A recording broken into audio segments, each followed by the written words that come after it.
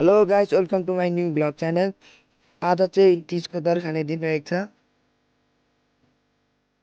को तयारी हुँदैछ सम्झेन आज यहाँ तिमीलाई दर खाने भन्ने कुरा थाहा छ ल थाहा छैन मलाई तिमीलाई थाहा छ यो दर खाने भनेको चाहिँ संस्कार अनुसार एउटा असाध्यै यो नारीहरूको महान पर्व हो जसमा चाहिँ हामीले चाहिँ यो तिजको अघिल्लो दिन यसरी विभिन्न परिकारहरू बनाएर खाने गर्छ होइन त्यसै मिठो मिठो परिकार बनाएर खाने अनि भोलि चाहिँ निराहार बस्ने हो क्या हामी चाहिँ पानी पनि खाँदैनौँ त्यो अनि उता भाइले के गरिरहेको छ अनि आलु चाहिँ हो म चाहिँ यो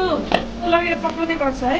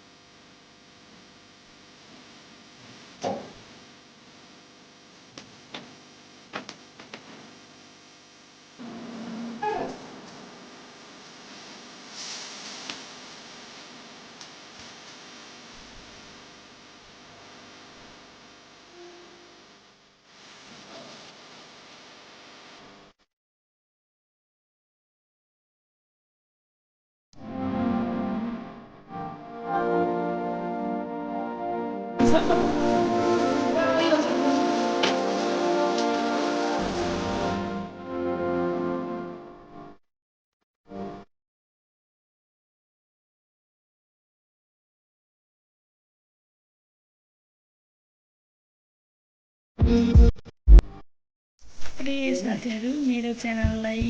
लाइक कमेन्ट र सब्सक्राइब गरिदिनु होला र हजुरहरू सम्पूर्णलाई तिजको धेरै धेरै शुभकामना happy Teej all of you